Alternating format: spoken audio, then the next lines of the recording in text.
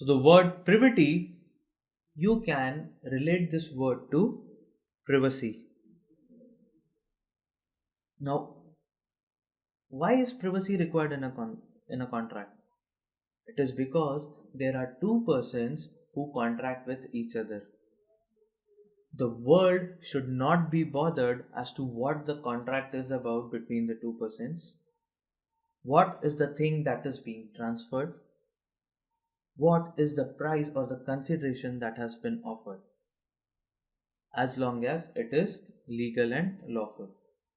So it is between those two parties. They are the persons who have to decide what should be the time, what should be the date, what should be the consideration, what should be the object, when, how, what.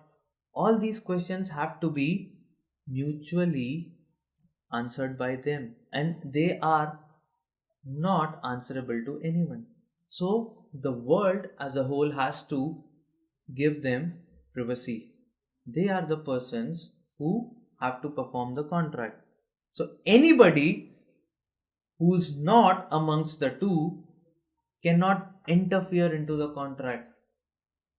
Anybody who's not among those two parties cannot say, boss, this is not the price you should be selling your house at. Or he should not say, please sell your house after 2 months, you'll get a better price. So the privacy has to be maintained in each of the contracts, and this privacy is towards the offerer and the offerer and the acceptor. Nobody can interfere in the contract. To understand the consequences of involvement of third party, it is important that we understand the concept privity of contract. It's a doctrine. Doctrine means something which is like a rule or like a statement which should be followed. It is not as hard and fast as a rule, it is just like a norm or a recommendation. So the doctrine of privity of contract says a stranger to the contract cannot sue, but a stranger to consideration is allowed to sue. You know that there are two parties in a contract. If either of the parties does not perform the contract, the other party can sue. The other party can sue. He can file a claim, he can file a complaint in the court against the party who is not performing. But can a person who is not related to the contract file a suit? No, he can't. Let's say there's A and there's B. A sells his car, A gives his car to B. B contracts that he'll give him 1 lakh rupees. Now A delivers the car, but B does not pay rupees 1 lakh to A. Can a person see who was walking on the road and just he happened to hear the conversation between A and B, file a suit against A for recovering the money, file a suit against B for recovering the money which A is to receive? Can B be sued by C? Is there any relation in this case? Look, the main contract is between A and B. C is neither related to A nor he is related to B. But can he sue B to recover the money? No, he cannot, because he does not have any business in the contract between A and B. He is a third party, he is an outside party. So we say that C is a stranger to the contract. This makes C a stranger to the contract because contract is between A and B. So C becomes a stranger to the contract. Now C cannot sue B to recover the money. because he is a stranger to the contract. He does not have any business in the contract. He is not related to anybody. He is not the one who's to receive the money. He is not the one who's to pay the money. So he becomes a stranger for the contract, and thus he cannot sue any of the parties in the contract. However,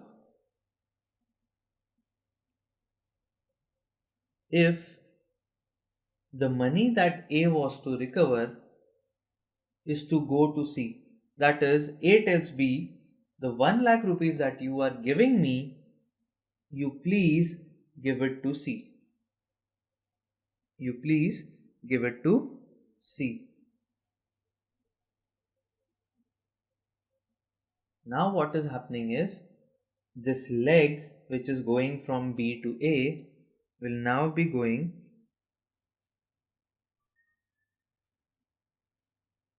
like this,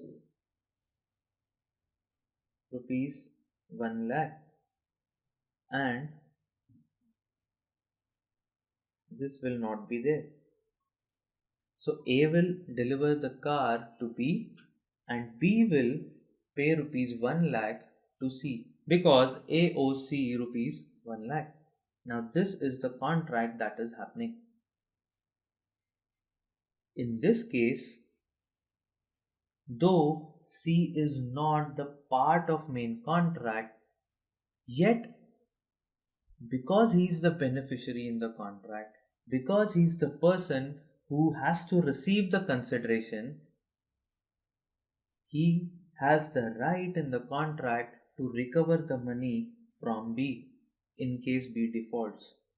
Thus, we can say that C in this case is stranger to consideration, but he is not a stranger to contract. This says a stranger to contract cannot sue. Earlier, C was the stranger to contract. He is a stranger with regards to the contract. He neither has to receive nor has to pay anything. So he is a stranger. However, now the situation has changed. He has to receive money from B.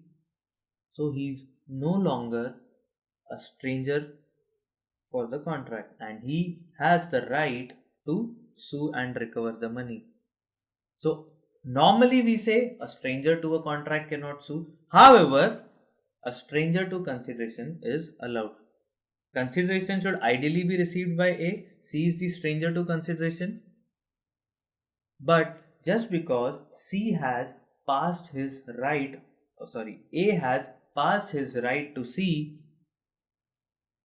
he is the person who receives consideration on behalf of A. So now he becomes a stranger to consideration. So now he has the right to sue B and recover the money.